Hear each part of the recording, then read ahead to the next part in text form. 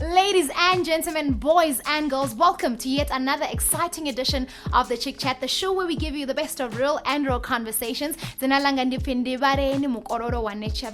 you so much for allowing me into your sacred space. I absolutely appreciate it. We are shooting this episode at Lazy Lion Lodge in Kyalami. If you are looking for an awesome spot to rest and chill with your homies or girlfriend or boyfriend or whatever, please do hit them up on the numbers that appear on your screen. Having a seat at the table is one thing, but building your own table is a different story altogether.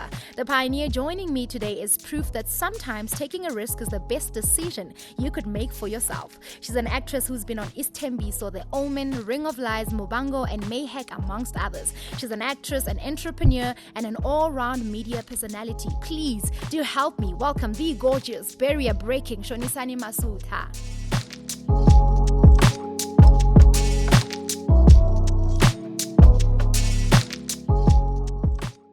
Been wanting to interview you. Thank you so much for having me. You look so gorgeous. So do you, and girl. Thank you so much. Know. I want us to go back to Komarago, you know. Mm-hmm. You went to UCT, right? And you said your parents chose a different career path for you. But actually, no, wait. Before I go to UCT, guys, this girl used to dance for her family and perform for them and ask them for money. Yes, I did. I found that so interesting because there were signs of performance and entrepreneurship right there. Yeah, so please tell me about that. You know, when you're growing up and you have this much energy, a lot of the time, people aren't blessed with the people, the parents, the people that are around them to cultivate what it is that ball of energy is, right? My parents always told me, just perform, go outside, play, do something. And for me, when it came time to like perform for money for my parents' friends, it felt more of a natural elevation to what I was already doing. Like, so normally I would go in front of everyone every like Sunday evening and I'd just be there and I'd say a poem and stuff because I was already like enrolled in Eisteddfods and all of that stuff. But then when their parents started coming, when the parents' friends started coming and I saw that, you know, they were focused on me, something in me was like perform but then also get money for it. And then I just kept doing it week after week and these 5 rands started acting up and I started being like tuck shop baller. Hey, now. So yeah. What did you do with that money? I'm pretty sure I bought sweets and pies. Oh, so cute. Should have invested because I need it right now though. But yeah. Fast forward to UCT, where you find yourself doing something that you were not happy about. And I want you to really tell me where your headspace was at around that time. It felt like I was very confused. I was very down. It felt like I'd been performing since I was 4 and then now I'm 18 and I'm not allowed to do the one thing that my parents have groomed me to do, you know? So I was very confused, but because I'm also like a very smart girl, it's not like the thing that they had enrolled me in I couldn't do. So I was like, okay, let me just do it. Maybe I will. And you know, when you're a smart girl, you as soon as you put something towards yourself and then you try do it and then you do it and you excel, you forget that, okay, actually this thing is depressing me. So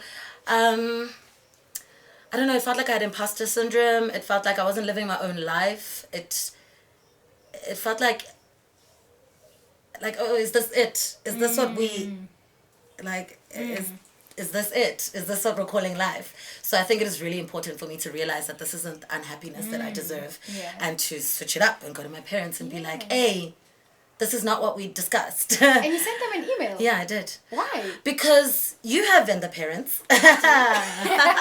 A lot like Asian parents are just very, it's not that they're super strict, it's that they want to see your way of thinking. They want to see logically orinigai. Yes. So logically, in those 4 paragraphs for the email, I had to let them know, okay, fine. Amanda, thank you for raising me the way you did. But unfortunately, or fortunately, the way you raised me means that I need to stand up for who I am.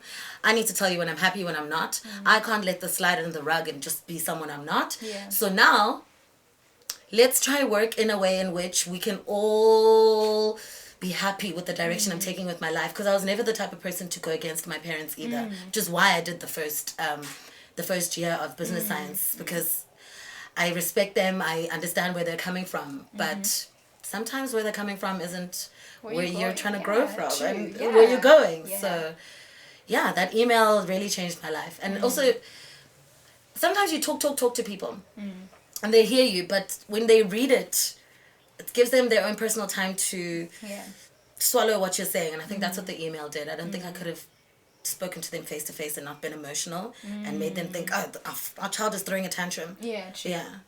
And it's so ironic that you did drama. You went on to do drama, but you did post-grad in the same thing that you actually stopped doing. Yeah. I want to know what influenced that decision.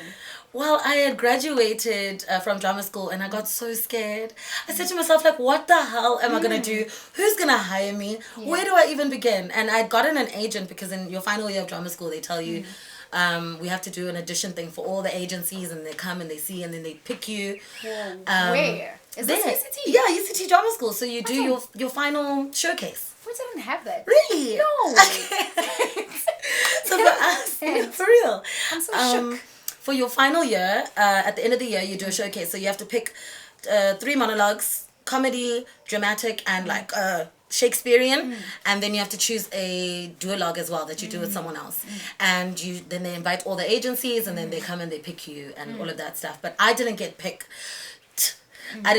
So I remember I just sat there and I was just like, oh my God, am I supposed to be doing this? And then my dad was like, hey, baby, go back to school. Hectic. I've got you, do it, we can support you. And then maybe during school, you'll find your way.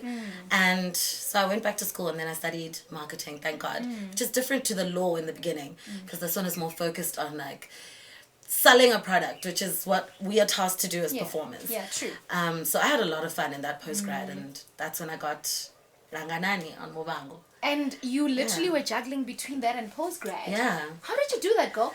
It can only be God, because I remember at some stage I was writing an exam. I had an internship and I had to shoot.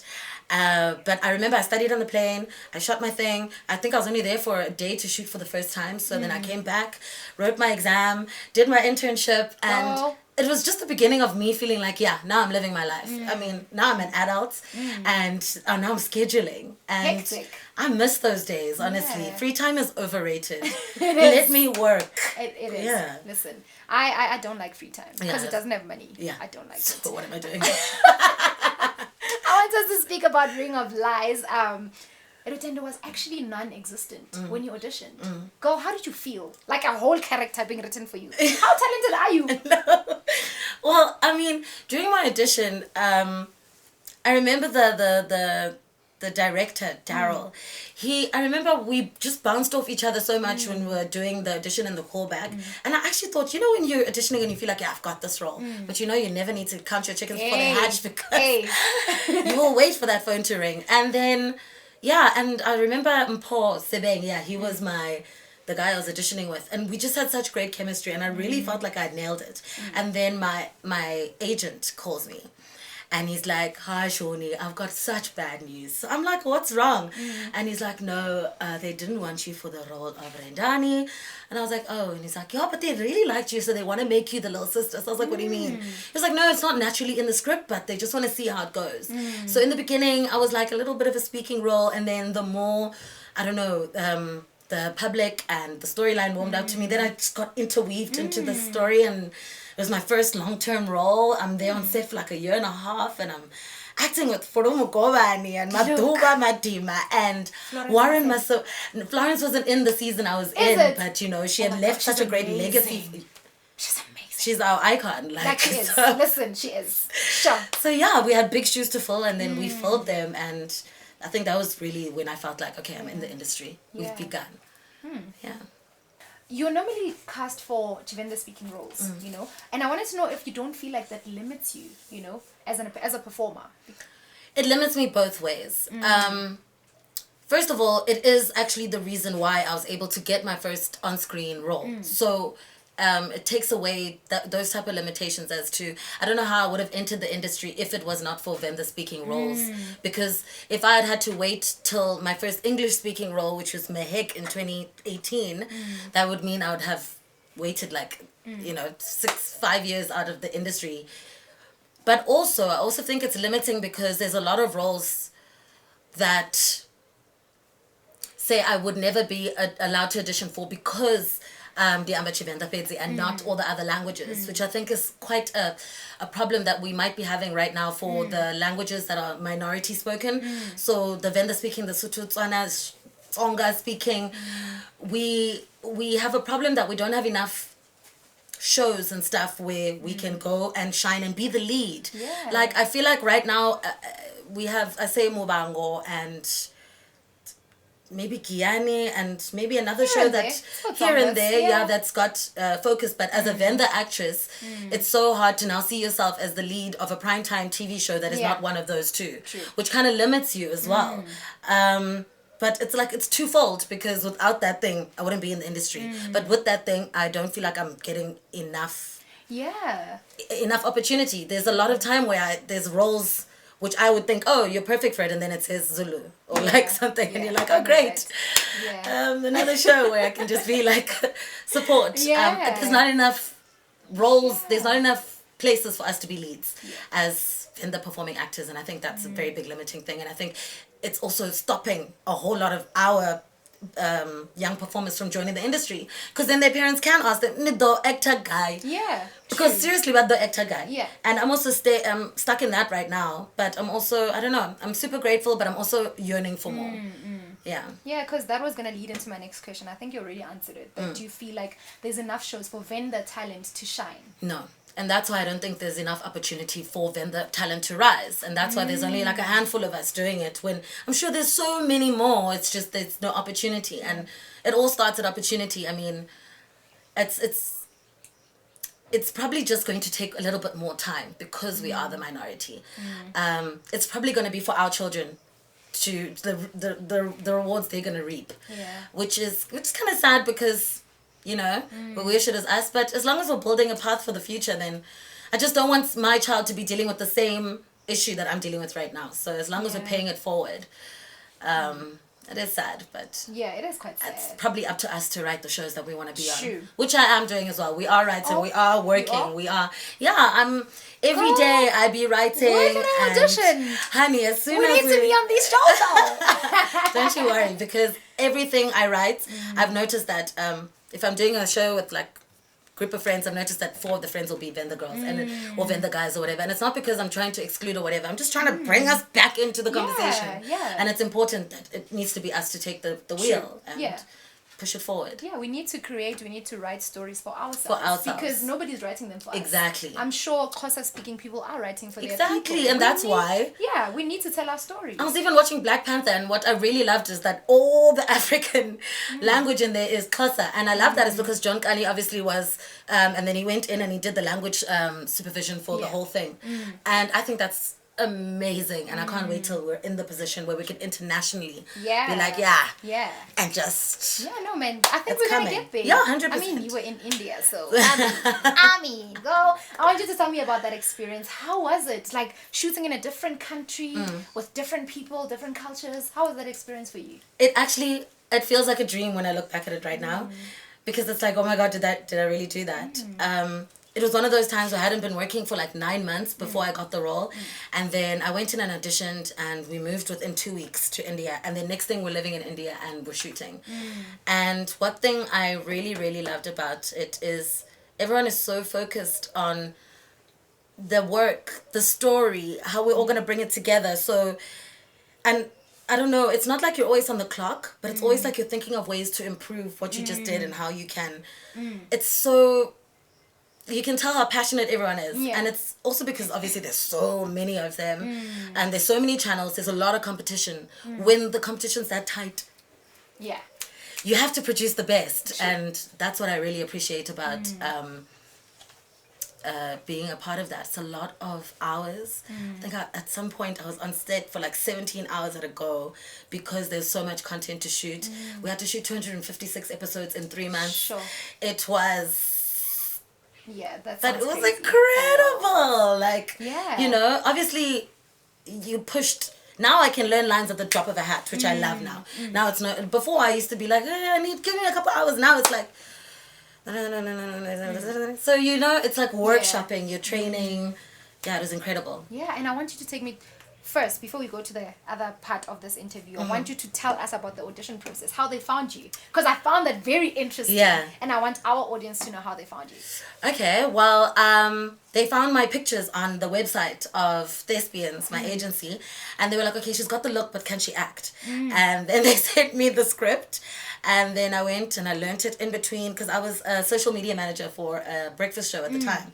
So I was in between while like taking pictures of our guests and writing the thing and then learning me like, then be like, and they're calling me and I'm like, hi, coming. Straight after 12 o'clock, I had to run, get in the car, go. And I get into this audition room and there's like a long table, there's like 4 laptops, and then there's the head of the channel of Z World and head of marketing for Z World, and then someone else. And then on the laptops are the Indian producers that are going to be, you know, and they're there via Skype. And then I just went for it. And luckily my character Nora was throwing a tantrum. So she was just going, and how the hell am I in India? Because, no, just because my brother did that thing. And I just went in. And I just will never forget this. On the laptop, one of the producers, Rohit, he just did this. And I was like, oh my God, I didn't get it. And I looked around the room and I was like, guys, I'm sorry. I tried. They were like, no, love, this means yes. And you'll learn that more when you get to India. I said, what do you mean? I said, when in the history of an audition do they tell you on the... But they were like, no, but you'll learn more. And then she went like this, as if she wasn't supposed to tell me. And then I was like, did I get it? And they were like, your agent will tell you. And I walked down the stairs in the building and I was like, oh my God. And I called my mom and I said, Mom, I think I'm moving to India. She was like, Shonisani. And I said, I remember saying, Mom, I think I'm moving to India. And she was like, okay. 2 weeks, lo and behold. You're on your way to India. Yeah, I wonder how I would love to ask them about the experience of me saying to them one day I'm moving to India and then 2 weeks later their daughter is gone. I wonder how that felt for them. But Do you know, I always say this when we have guests on this show, I always say that it seems in the research, when I research you guys, it seems like these things that happen in your life, you've said before. All of you guys. Yeah. Same with Swanky, Didi, all of them. Gaufela, they said the same thing and 2 years later it's happening. Yeah. So I find that really fascinating that you guys are like consistently speaking things into existence. Yeah. Manifesting. I think it's very important. I mean, if you can't see it, how will you obtain it? And that's also the hardest thing about being in our career, is that sometimes you see yourself up on that Oscar stage, you know, but sometimes you get like shy, like you get scared of your dreams. So you don't see your face, but you know it's you holding the Oscar. You need to start visualizing your face, what you are wearing, the walk down the carpet to get there, walking the stairs up onto that stage to accept the Oscar. And I already know what my first line's going to be when I get my Oscar. It's going to be, shangolote. That is something I've known since I was like 15. I was like, okay, did you shake up and shangolote and no for the Oscar Yanga. But in the I've never had anyone speak a native language there. I can't wait for that. In fact, Vadori, first black actress and first actress to speak Chivenda on the stage. True, because I've always wondered, when I watch Oscars, I'm like, do they ever say their acceptance speeches in other languages? Okay. Yeah, we'll wait for Shoni or me. You know, we'll see. Yeah, I love that. Do you know what I find most fascinating about that gig? Is that it was historical. And I felt like we didn't make a lot of noise about it. I mean, there was noise, but it wasn't that much. You were the first black woman to star in a Bollywood series. How was that experience for you? I think it was crazy.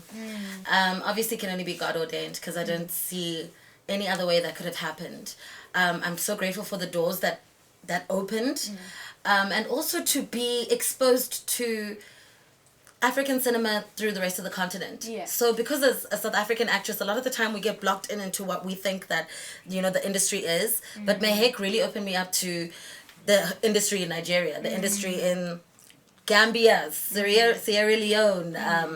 And I think it's awesome that we got to be incorporated into other forms of African cinema, as well as creating a relationship between Bollywood and Africa for the first time. Absolutely. Yeah. And 9 months after that, you were unemployed. And I want to know what was going on in your head at that time, because you just got in this big gig that had exposed you to, you know, the rest of the continent. And now you're sitting at home and not booking gigs. How was that time for you? It was very dark. It was during a time in which I I had been equating like who I am and what I can bring and my purpose to the work I book, which is so unhealthy because it means if I'm not booking, I'm not worth anything. That's crazy.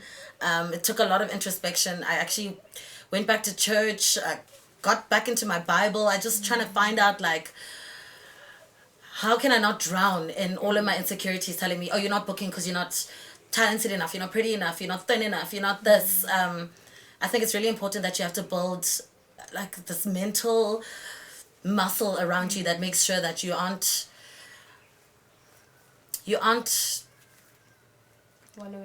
wallowing into your self-pity because you know in this industry if it's yours it's yours, if it's not it's not. True. And you don't get to put the time frame in between. And you know when the things come, they come, hey, and then when it's empty you are like what is this earth thing? So it tests you mentally. But you know this whole career is based on rejection. Sure. A lot of it. So that really trains you, I guess, at the end of the day, that something's gonna come right eventually. Sucks though, it's hard. It is hard. It's a lot of crying and stuff. True. And it's a lot of cry rejoicing. way too much. I'm always stressed. It's stressful. Oh my gosh. It's stressful. Yeah. And I want us to hop into the business. Because you're quite, flourishing in that space. You've partnered with Afrotex to have your own hair fiber. Yes. How did you book that? Well, thank God being an actress means that you are exposed to a lot of audiences every night. So basically they hired me to be one of their brand ambassadors. So every month they used to send me hair, like this is the edge braid they sent me. And they say, hey, just put it on, take a picture, and then they used to pay me for that, like a paid partnership. And then one day, I get a phone call and they're like, hey, we want to take you out for lunch. And I was like, okay, cool, let's go. And we get there and they're like, hi, we've got this new braid. It's 31 inches, it's soft, it's light, it's premium fiber. And the actual fiber was only being sold in New York at the time. So they were like, we're going to be the first to touch here with the fiber, with, so I was like, okay, do you guys need me to help you with the name or like marketing? Because I used to help them with, captions and all of those things. And they were like, no, how do you feel about us calling it the Shonisani braid? Oh, hey now. Kiri, what? Sure. Mudzimo, like what?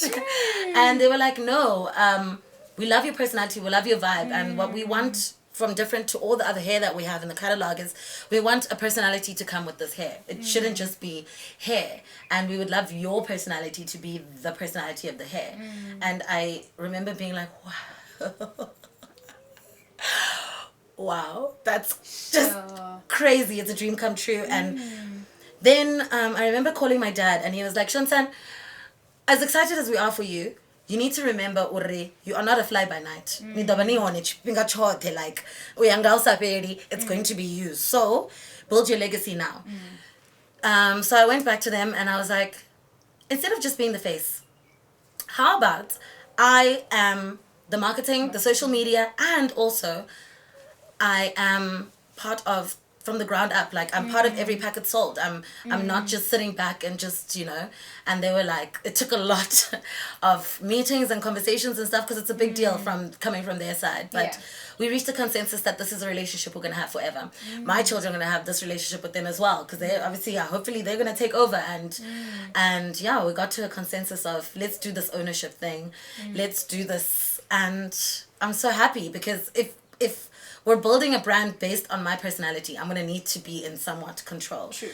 Or otherwise it's going to be fake and then there's nothing I can do about that. And what sets us apart right now, I think, from all the other hair fibers, it's not necessarily the fact that our quality is supreme and all of that or the colors. I think it's the relatability and getting back to the fact that it's braids, it's girls, it's protective styles, it's African, it's cultural, passed down, it's when you feel good. You know when you've gotten your hair braided for the first time afterwards and then it's like you have a facelift and your cheekbones are up there. It's that, Do you know why I'm laughing? Why? Because the marketing postgraduate just hopped out. Oh, She just went and she advertised it. Do you know what I mean? That's so smart. What happened to Shonisani's? Are you still... It's very important when you go into a business to be passionate, right? And as much as I love sunglasses, I mean, I still have like 100 of them and all about it. I wasn't passionate about the distributing and giving and selling of sunglasses. And as much as the name was witty, which is why I got into it, I just randomly thought of the name Shonisani. Yeah. And that's why I went into it. Then I realized I don't really care about what I'm doing. And then what's the point? And it wasn't making enough money for me to stick on it just because it wasn't a cash cow. Yeah. So now I feel like I'm in a space where I'm passionate, there's money, and Sure. And what can we look forward to in the next few months? In the next few months, I just started working on this independent film. I'm really excited. Did you about write that? No. Another group of amazing creatives wrote it, and they trusted me with the story. So I'm excited. I'm going to start shooting that next month. I wrote my own web series called Decisions that we're finishing shooting. And we're building the Shonisani braid empire. We've started with Shonisani curl as well. Oh, nice. And yeah, we're just going to be adding more things, growing the family. I really, really, really, really just, I want to meet myself where I think I'm going. And I want to be that lead we were speaking about earlier. I don't know, just keep pushing. I guess we never know what's next. True. But I'm in the habit of believing that something wonderful is always about to happen. So yeah. Speaking of where you're going, I want to know how you'd like to be remembered. Oh wow, legacy. Yeah. I want to be remembered as one of those people that just couldn't be boxed in because there is no society standard that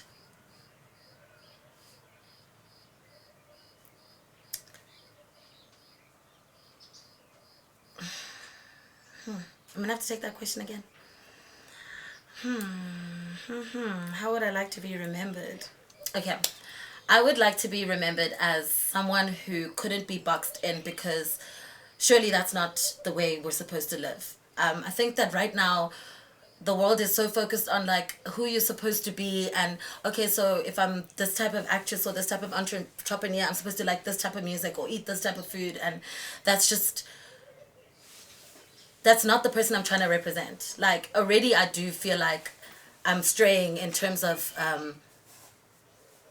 not allowing myself to be that the young black actress that necessarily is your role model or does the things that makes you want to follow. For me, rather, I think I represent that strange, weird, hippie black girl who just, goes with the flow and sees how life is. As much as an entrepreneur, I don't want to be seen as, oh, that businesswoman who whatever, I would rather be seen as the person who found a passion and then that passion led them to a place where they can make money off it. As opposed to, oh, businesswoman, Shonisani Masutha. I hate boxes. I hate being boxed in. And if my legacy is anything, it's everyone can be everything they want to be and stop trying to make me something that you can swallow and chew and fathom and, oh, she's sound this. like a drama kid. Yeah. I'll speak like that.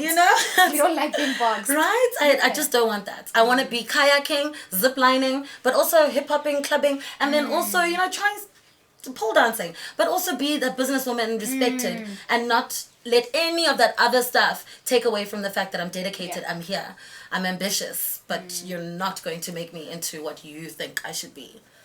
Well, thank you so much for joining us. Yeah, thank you so much for having me. Absolutely had so much fun. I learned so much from you, and I hope the audience also learned so much from you. We're gonna end it like that. Please do keep the conversation going on social media. It is Tembisa Content TV on Facebook and YouTube. We are also on Twitter. It is Tembisa_TV. Please do hit that like button on Instagram. It is Tembisa_CTV. Until next time, back. Woo!